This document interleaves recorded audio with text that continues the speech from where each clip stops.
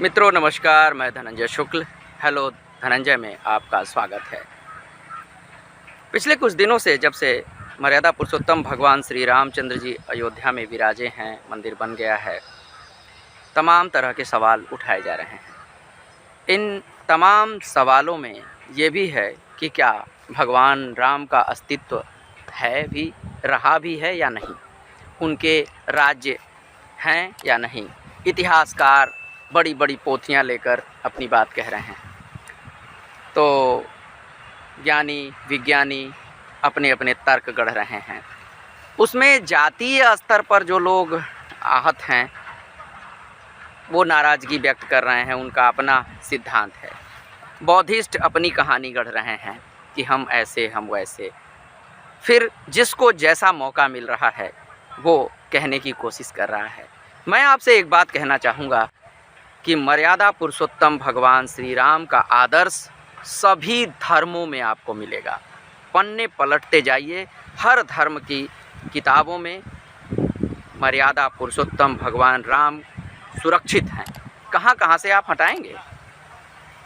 मित्रों, ये एक बहुत ही गलत धारणा है कि हम रामचरितमानस की किसी चौपाई पर झगड़ा कर बैठते हैं या रामायण के किसी श्लोक, किसी संदर्भ से हम परेशान हो जाते हैं, लेकिन क्या बाकी आदर्शों को आपने कहीं देखने की ज़रूरत भी समझी है?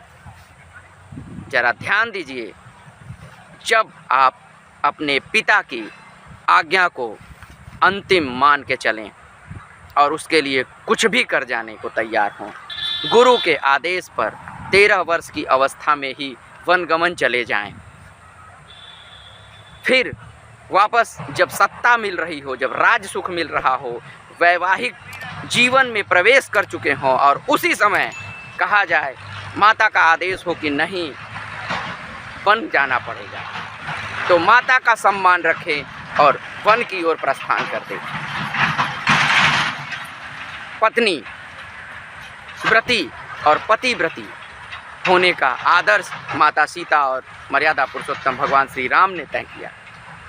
साथ ही साथ सुरक्षा के लिए सदैव समर्थ खड़े रहने वाले भैया लक्ष्मण का आदर्श अपने आप में अद्भुत है।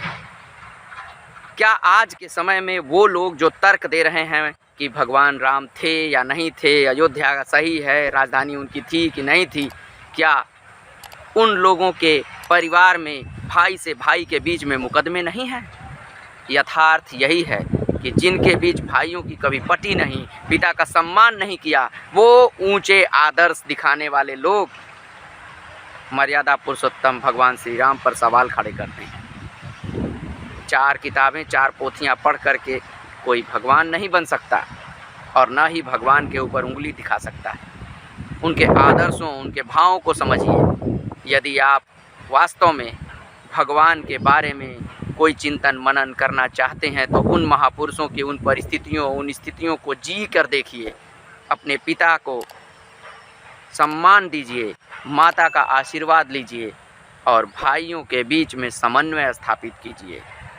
प्रजा को अपना पिता पुत्र समझिए। ऐसी सत्ता होती है राम राज्य की।